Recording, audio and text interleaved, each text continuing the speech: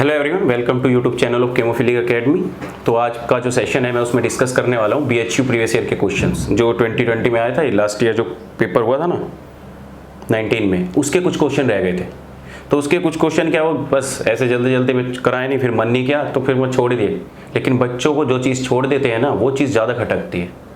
तुम्हें इतनी सारी चीज़ें करा दी, तुम्हें वो नहीं दिखेगा, लेकिन ये छोड़ कैसे दिया ये ज़रूर दिखता है। फिर तुम बोलने लगते हो अरे आता नहीं होगा, छोड़ दिया। बस ये क्या, फिर मन ही नहीं किया। 10 क्वेश्चन के लिए क्या दोबारा वीडियो बनाए, तो बस ये था फिर। लेकिन बच्चे तो शैतान है, बार बार बोलेंगे। चलिए तो स्टार्ट करते हैं। क्वेश्चन नंबर सेकंड देखिए। और ये कहोगे कि सर सेकंड क्वेश्चन ही छोड़ दिया। अरे मेरे पास जो क्वेश्चन थे वो ना ये एंड में थे, 100 तक मैंने करा दिए थे, फिर बाद में ये क्वेश्चन आए थे, तो उसके बाद 100 के बाद मैंने कराए ही नहीं थे। चलिए क्वेश्चन देखिए। A river water sample of 2 ml is analyse for aluminium 3 and give the activity of 2315 CPM। देखिए एक रिवर वाटर का ml था, 2 ml वाटर था, एल्यूमिनियम के लिए एनालाइज किया गया और तुम्हें कितना गया, एक्टिविटी मिली तुम्हें 2315 CPM। ठीक है, क्वेश्चन स्क्रीन पे आ गया, पढ़ लो। Under the same experiment condition 2 gram of standard aluminium 3 2 ml give the activity of 4197 pm। देखो स्टैंडर्ड कंडीशन पे बोलता है कि स्टैंडर्ड कंडीशन पे जो 2.00 माइक्रोग्राम हमें मिलती है वो किससे मिलती है, 4197 CPM। मतलब सिंपल सी बात है कि जो 4197 CPM मिलती है एक्टिविटी एल्यूमिनियम 3 की, वो 2 माइक्रोग्राम से मिल जाती है। तो the aluminium 3 content the river water is, तो उसने पूछा है। देखो स्टैंडर्ड क्या, पहले क्वेश्चन समझ लो।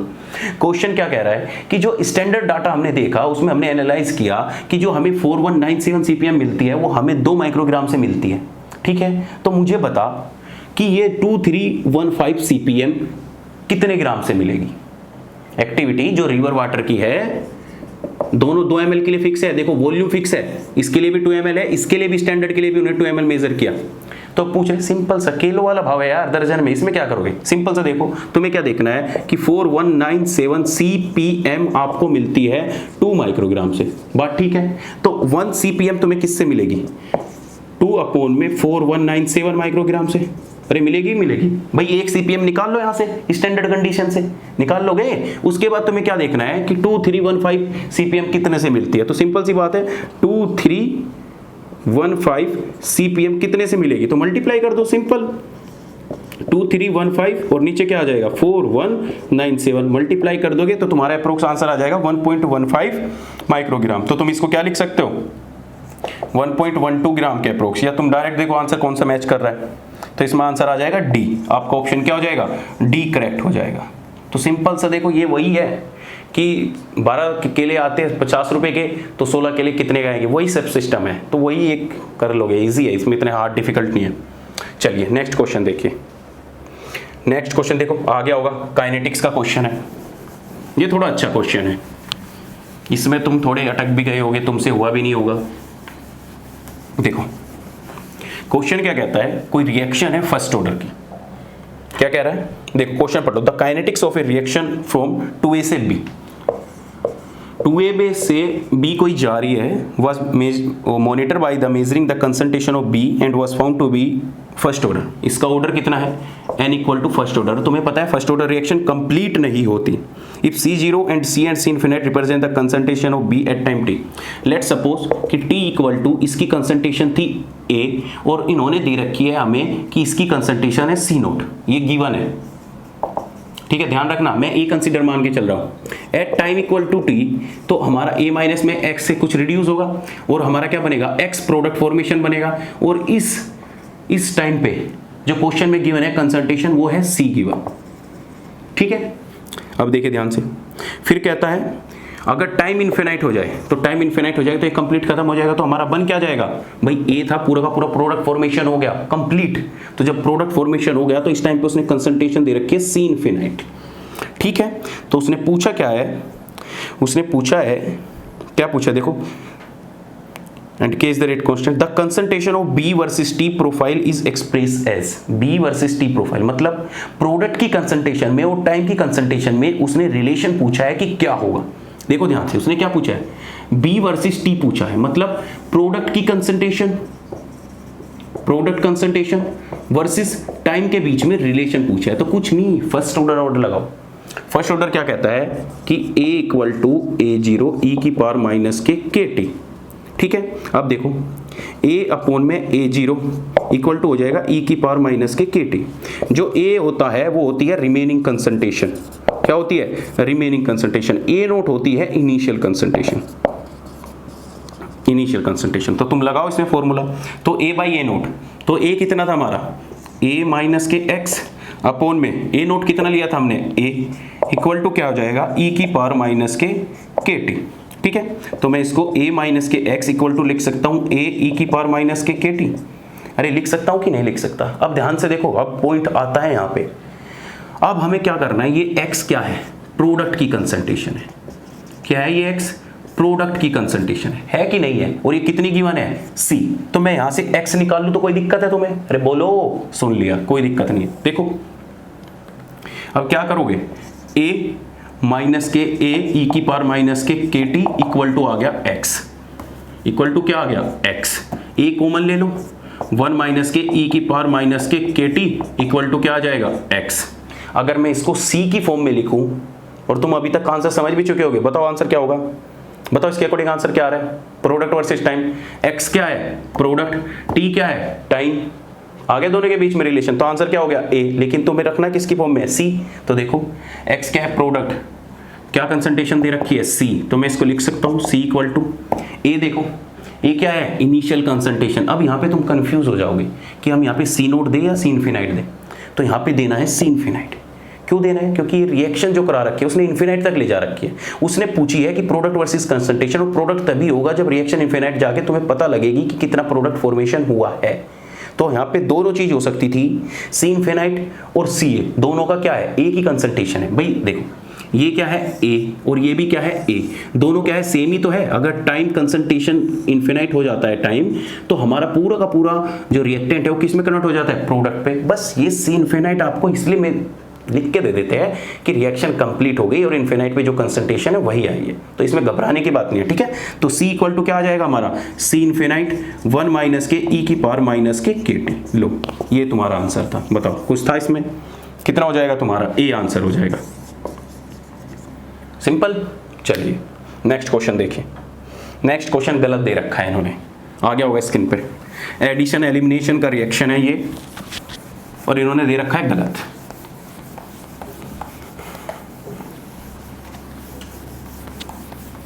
और तुम परेशान हो जाते हो, पता नहीं क्या ऑप्शन दिया, कौन सी है। मेरे हिसाब से तो गलत दे रखा है, क्योंकि ये रिएक्शन होती है addition elimination reaction, sodium methoxide. देखो 29 क्वेश्चन इस बार जो दे रखा है तुम्हारा क्या हो गया? देखो ये मैं क्वेश्चन बता रहा हूँ कैसे होना था।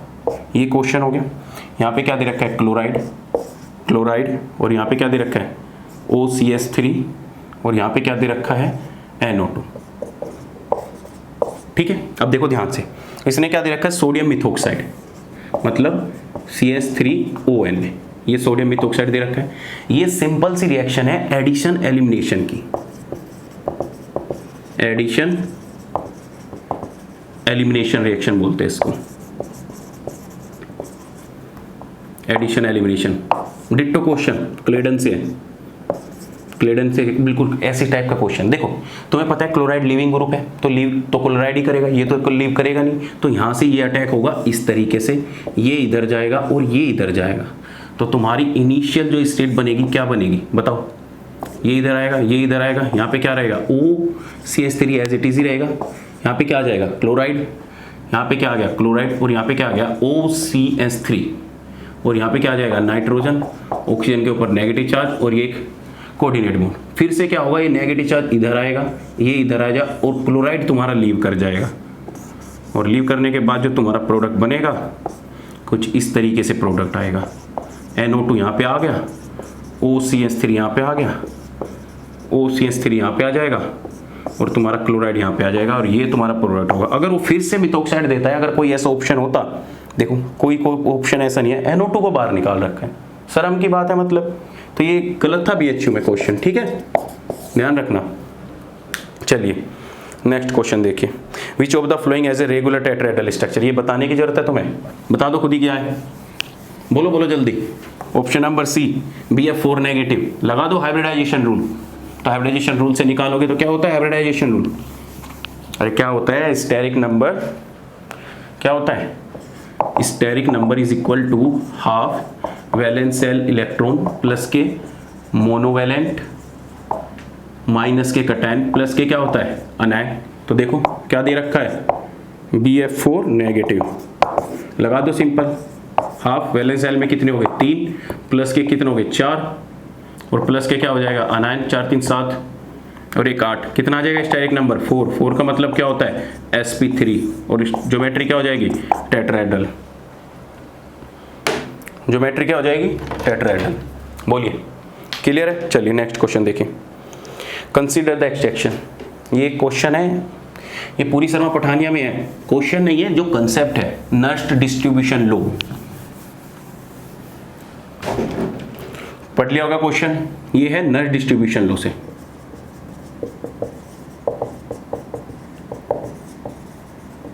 नर्स्ट डिस्ट्रीब्यूशन, देखो नर्स्ट डिस्ट्रीब्यूशन लो क्या कहता है, हम क्या करते हैं कोई भी एक अमाउंट लेते हैं और उसको 2 डिफरेंट सॉल्वेंट में डालकर उसको सेपरेट आउट करने की कोशिश करते हैं। हम ये देखते हैं कि अगर हम वाटर और कोई एक अदर रेफरेंस लेते हैं, जैसे CCl4 ले लिया, तो हम देखेंगे कि उसका अमाउंट CCl4 में कितना परसेंट है और उसका अमाउंट वाटर में कितना परसेंट है। उस तरीके से हम इसका आंसर निकालते हैं और इसी को हम बोलते हैं डिस्ट्रीब्यूशन कोफिशिएंट।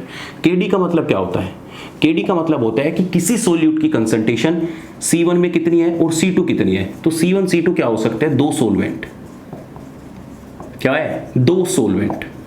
जैसे सपोज करो वाटर मान लो, इसमें क्या मान लो CCl4 मान लो, ईथर मान लो, CS2 मान लो, व्हाटएवर जो भी सोल्वेंट लेना है तुम्हें, कोई किसी भी 2 सोल्वेंट में इस सोल्यूट की कंसंट्रेशन कितनी होगी उसके रेशियो को हम क्या बोलते हैं KD। ठीक है, अब देखिए इसने क्या पूछा है, consider the extraction of 2 gram of butyric acid present in A 500 ml of water. देखो क्वेश्चन में क्या दे दिया, इनिशियल कंसंट्रेशन दे दी तुम्हें W इज इक्वल टू दे दिया 2.0 ग्राम। ओके, फिर कह रहा है प्रेजेंट इन 500 ऑफ वाटर। जो तुम्हें वॉल्यूम दिया है वो कितना दिया है 500 ml दिया है। ठीक है, if the butyric acid is extracted with 500 ether, तो हमारा जो V2 है वो भी कितना दिया है 500। ये ईथर का है और ये किसका है वाटर का है। ठीक है, what is the weight of extracted butyric acid, कितना करेंगे। अच्छा 500 ml ईथर 1 टाइम। चलो इसकी भी इंपॉर्टेंस बताती है। अगर यहाँ पे 2 टाइम्स होता तो क्या होता, अगर यहाँ पे 3 टाइम्स होता तो क्या होता। देखो गिवन क्या है, गिवन है तुम्हें KD की value, KD equal to 3।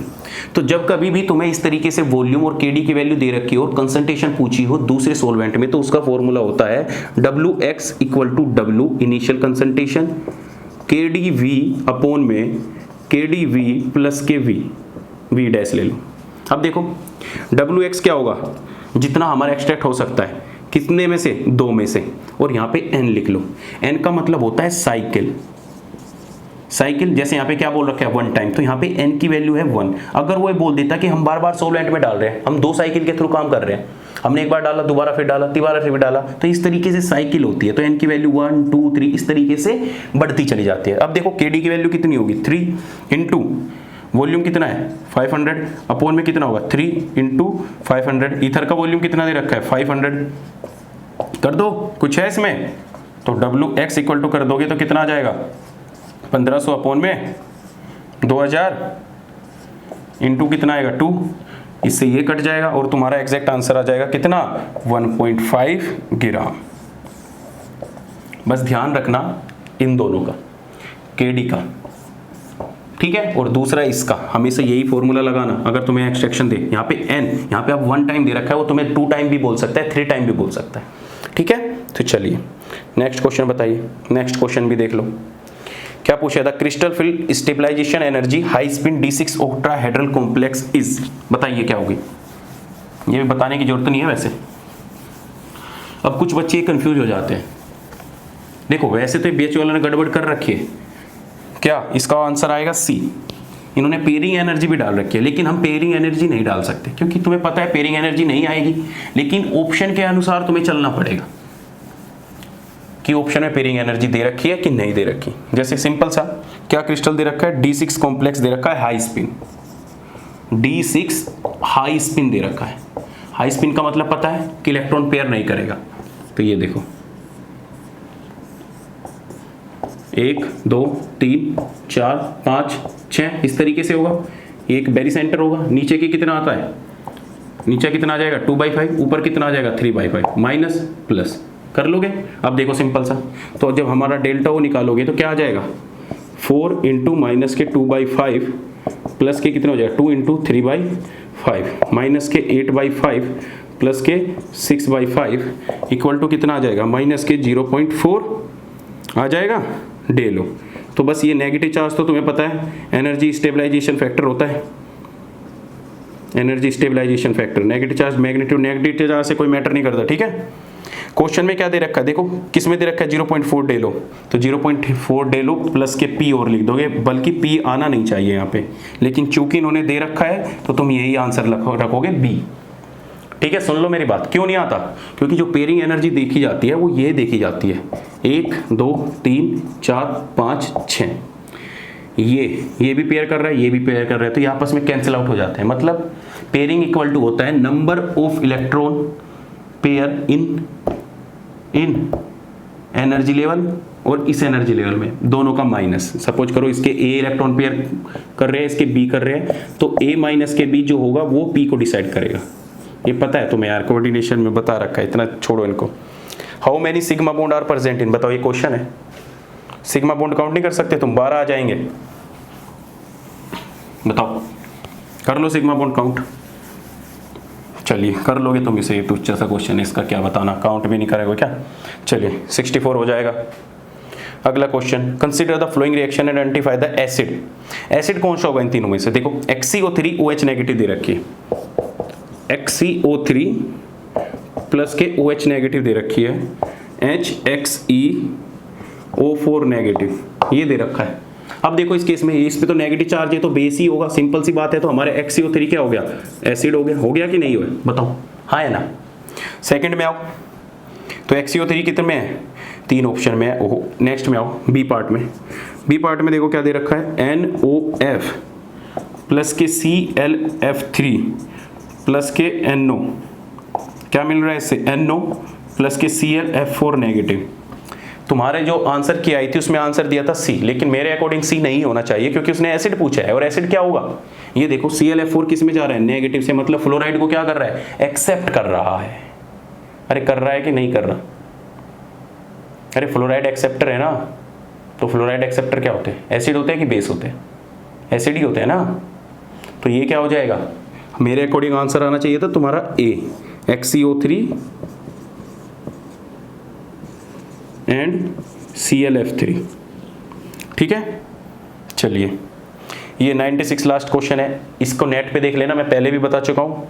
Coefficient का, स्टैंडर्ड डेविएशन एंड कोफिशिएंट के बीच में रिलेशन देख लेना, और बल्कि तुम इस क्वेश्चन को सोल्व भी नहीं कर पाओगे, बहुत बड़ा लंबा क्वेश्चन हो जाता है कैलकुलेशन का, 10-15 मिनट खा जाएगा तुम्हारी। तो ऐसे क्वेश्चन को हाथ भी मत लगाना। अगर इनसे डायरेक्ट तुम्हें क्वेश्चन आ जाए, डायरेक्ट ये पूछ ले कि स्टैंडर्ड डेविएशन का फॉर्मूला क्या होता है, वेरिएंस का फॉर्मूला क्या होता है, तो ये चीज तुम गूगल से देख लो भाई, ये इतनी चीजें नहीं बता सकता मैं, ये सब चीज तुम्हें गूगल से मिल जाएगी, गूगल का यूज करना सीखो, ठीक है। चलिए, विच of the following is not a pyrophoric compound. देखो पायरोफोरिक कंपाउंड वो होते हैं जो इजिली आग पकड़ लेते हैं एक स्टैंडर्ड स्टेट पे, मतलब स्टैंडर्ड स्टेट बोले तो जो 44 डिग्री सेल्सियस टेम्परेचर तक आग पकड़ लेते हैं, तो उसमें सारे आते हैं, बस कौन नहीं आता, Me4SN नहीं आता। ब्यूटाइल लिथियम भी आग पकड़ लेता है, कोई भी गिरनाट रिजेंट हो, कोई भी एल्कली मेटल आ गया तो उसके साथ कोई भी कार्बन चेन आएगी तो वो सारे के सारे आग पकड़ लेते हैं। तो इसमें आंसर क्या आएगा, सी। क्या आएगा इसमें, सी, Me4SN। ये नहीं है, बाकी सारे के सारे पायरोफोर्मिक कंपाउंड है। देखो ऐसे क्वेश्चन का अगर तुम्हें पता है तो तभी तुम आंसर कर पाओगे, वरना छोड़ के आओगे, वरना तुक्के मार के आओगे, ठीक है। तो इसका Me4SN आ जाएगा। लास्ट क्वेश्चन देखो, ये क्वेश्चन गलत दे रखा है। The total number of possible isomer and optical activity of CONS34, CONS34 ClNO2, क्या बना, प्लस के। तो मैं इसको क्या मान सकता हूँ, इसको मेटल मान सकता हूँ, 4 रिएजेंट एक है तो A4, ये 2 डिफरेंट है, इसको क्या मान सकता हूँ BC, तो Ma4BC बन गया। अब देखो ये मेटल हो गया, एक बार B ऊपर हो सकता है, C नीचे हो सकता है, A, बताओ क्या ये ऑप्टिकली एक्टिव है? प्लेन ऑफ सिमेट्री नहीं आ गई? अरे प्लेन ऑफ सिमेट्री कैसे आई, ऐसे, ये जब ये ऐसे कटेगा, ऐसे प्लेन ऑफ सिमेट्री आ गई। तो एक फॉर्म तो इसकी ये बन सकती है, तो कंपाउंड एक फॉर्म तो ये हो गई, दूसरी फॉर्म क्या हो सकती है इसकी, ये हो गया। अब देखो BRC किस पे है, 180 पे, और BRC किस पे हो सकते हैं, 90 पे, तो BC और यहाँ पे क्या आ जाएगा A, तो ये भी क्या हो जाएगा, ऑप्टिकली इनएक्टिव। लो, सिर्फ यही 2 फॉर्म एग्जिस्ट कर सकती है, तो इसका आंसर होना चाहिए था 2, जो कि इसमें नहीं है। इसका आंसर होना चाहिए था 2 एंड ऑप्टिकली इनएक्टिव। बताओ, ये तुम्हारे छोटे से क्वेश्चन थे, इनके लिए तुमने सिर में दर्द कर रखा था, मेरे सर में दर्द कर रखा था, सर करवा दो। बताओ कोई दिक्कत थी इनमें? इन्हें खुद भी कर लेते तुम इनको, लेकिन पर नहीं, तुम्हें तो वो चीज़ ज़्यादा खलती है ना जो चीज़ तुम्हें नहीं दिखती। ठीक है, तो इन क्वेश्चन को कर लो, आराम से हो जाएगा, और प्रैक्टिस में रहो। मैं बता रहा हूँ पेपर होने वाला है तुम्हारा DO BHU का, तो तुमने पढ़ना लिखना छोड़ दिया होगा मुझे पता है, लेकिन अब फिर से सारे सिलेबस को रिवाइज करो, उन्हें पढ़ो, आराम से पेपर होगा, इजी पेपर आएगा। ठीक है, चलिए तो फिर मिलते हैं। वीडियो को लाइक करो, कमेंट करो, शेयर करो।